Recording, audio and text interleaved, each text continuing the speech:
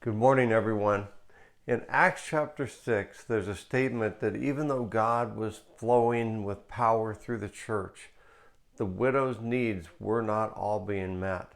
Sometimes things aren't going as well as we want, even though we're doing everything that we think we can. But problems that arise create new opportunities to see God work in our lives. For Stephen, he began serving. The disciples had said in Acts chapter 6, verse 2, it would not be right for us to neglect the ministry of the word in order to wait on tables. Now the apostles are sold out. They're willing to do anything for God, and they do. They're willing to give their very lives, and that's exactly what happens, except for John, who ends up being exiled on the island of Patmos. They were willing to do anything for God, but they knew they couldn't do everything for God. What did they do? They delegated. They invited others to participate in the mission. Stephen gets involved and decides that he will serve, and later he's preaching the word, doing what they were doing. They trade off responsibilities. The same thing happened to Moses, who Stephen no doubt was thinking about as he preached his last message. And when Moses was trying to get the work accomplished, he thought he was doing so many good things for God. He was working himself to a frazzle. But his father-in-law came to him and said, and I quote, "What you are doing is not good." Did you hear those words? Not good. You and these people who come to you will only wear yourselves out. The work is too heavy for you. You cannot handle it alone. We've said over and over at Eagle Naz, we were never meant to do life alone. And that's true when it comes to serving other people as well. We always serve best in the context of community. Verse 24 says that Moses listened to his father-in-law, did everything that he said. You father-in-laws out there, I bet you're really happy right now.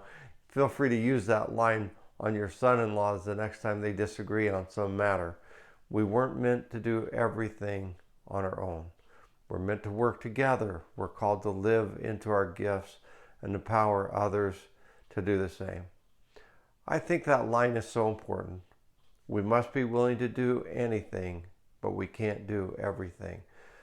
How about this week, we consider what is it that God is calling me to do that might assist in some ministry or the work of the church or the giving to the poor, giving ourselves away to others well.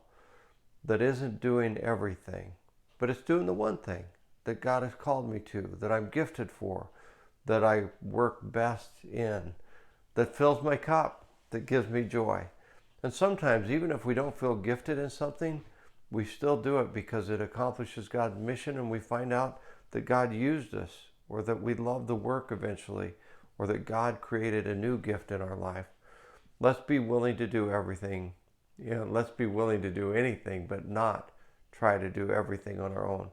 Let's loosen our grip on the hold that the power that we hold, or on the calling that we want to alone control, the ministry that we want to be over.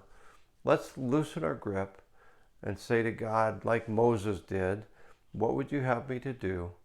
What would you like me to give away so that others can join in on the blessing? I'm Pastor Tim. This is our journey through the book of Acts. I pray that God blesses you as you serve him even this week and become willing to do anything, but not everything, because we can't do it alone. God bless you.